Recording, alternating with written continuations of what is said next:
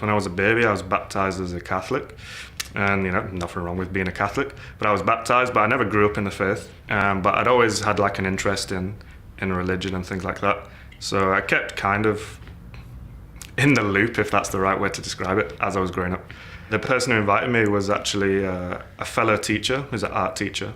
And then one day after work, I was like, "Hey, do you want to go grab a bite to eat or something to drink?" And he's like, "I can't." And he went, "I'm going to this thing called a life group." And I was literally like, I still want a beer.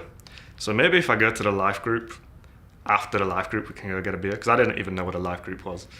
So I went to this life group and I thought, oh, this is really cool to hang out with people and talk to them. And I did get my beer afterwards, so that was good.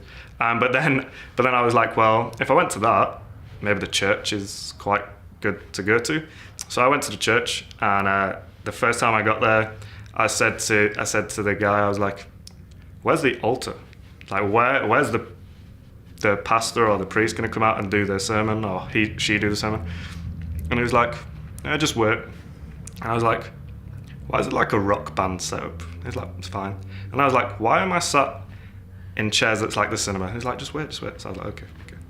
And then it's got going, the band came out, and I was like, "That's cool, it's like a free concert." And I was like, "Okay, but a guy's gonna come out and like the altar will appear."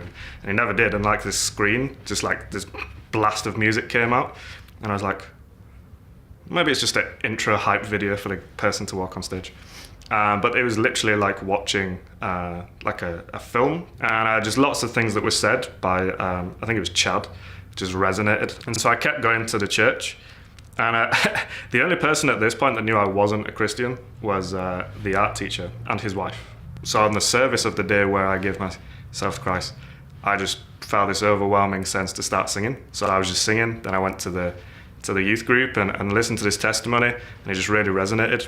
And I remember I went home, I texted my friend, who was the person who invited me to that very first life group, and I just put, "I'm all in, I'll give myself to Christ." And he just sent me a load of emojis of crying faces and stuff, and it was all very dramatic, but it was cool. So that'd probably be the moment.